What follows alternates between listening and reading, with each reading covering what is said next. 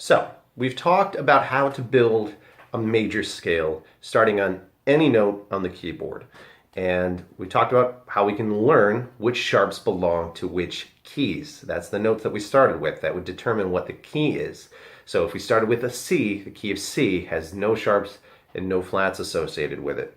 So just for a quick run through, starting with the C, if we went through this pattern that we had, it's a whole step, half step, whole step, whole step, whole step, half step, to bring us back to what's called the octave, which is another C. Now, we're going to talk about building a chord. And a chord is simply 3 or more notes played together. That's all that it is. There's no mystery to it. There's really nothing more complicated than that. We're going to begin with our thumb on the root, which is the C note for now. And what we're going to do is we're going to play every other note. So we're going to play C, we're going to skip the D, we're going to play an E, we're going to skip the F, and we're going to play a G. Take a look at this fingering here. We've got C, E, and a G. This is a C major chord. Now, just like there were certain notes that go into a major key, there are certain chords that naturally fit within that major key, okay? So if I keep this exact same fingering, so you've only learned one fingering, it's you're basically playing every other note. This is a C major chord.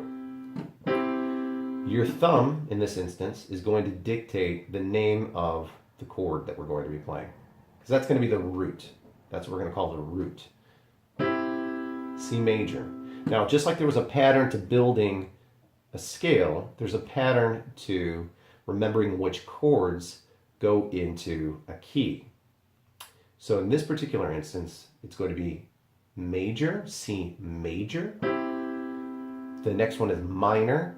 So if I take this exact fingering, I'm just going to move it all up to the next note in the scale with my thumb on the root of that note, or that chord. D minor. Next one is also a minor. E minor. F major. G major. A minor, which is the 6th degree of that progression. And then B half diminished. And then back to the root, which is a C major. So again, the pattern for this is major, minor, minor, major, major, minor, diminished. It's an important thing to commit to memory because it's going to help out a lot.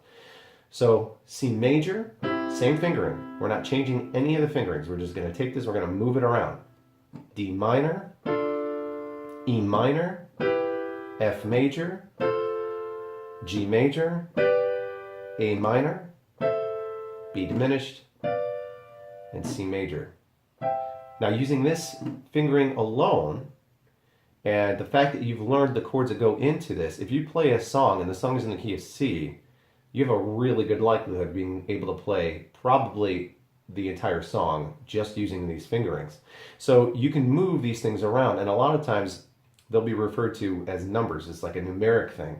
So this is the 1 chord, C, a 2, D minor, a 3 is E minor, the 4 chord is an F major, then the 5 chord is a G major, in this case, and then A minor is the 6th, and then B diminished is the 7th.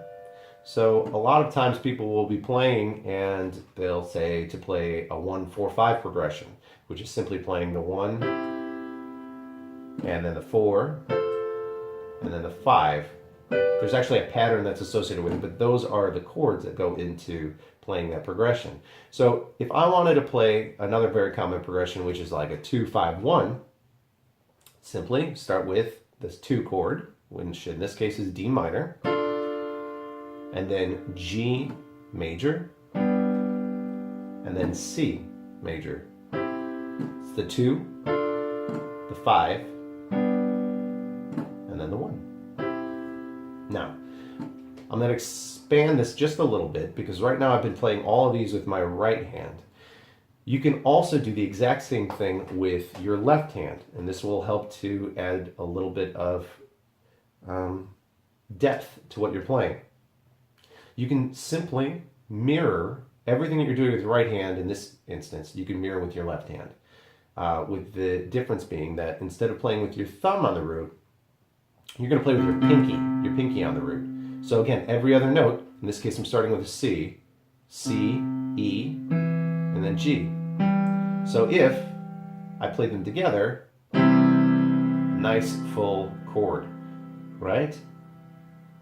You could practice going up and down the scale with this. C major, D minor, E minor, F major, G major, A minor, B diminished, C.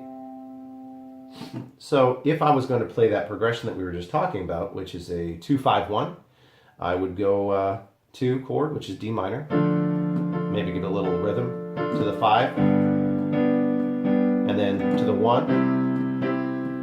We're going to do 8 beats on the 1, 2, 5, 1. I'm playing quarter notes in my right hand just to give it a little bit of 2, 5, 1. So, just to recap, what we've done is we have learned there's a pattern that goes in to which chords go into a certain key. And if you memorize that pattern, you'll remember which chords fit in there. So if you're writing a song, you can leverage any pattern or any, so we did a 2-5-1, but you could do a 1-6-2-5. You can go in any direction that you want using these chords, and you can build stuff. You can use the chords that are in this to play songs that are already in existence. Because unless they're leveraging a different tool or a different technique, 9 times out of 10, these are going to be the chords that are built on that song, or that song's built on. So we've talked about the pattern that goes into finding the chords within a certain key. We talked about how to build a basic chord fingering. In the next tutorial, what we're going to do is we're going to expand on this one more time, and we're going to take a basic chord and I'm going to show how you can adjust it ever so slightly to get you a whole slew of new chords at your disposal. This should really help to expand your thought process. And this is the really sort of core functionality of this chordal approach to playing the keyboard. So we'll talk about that.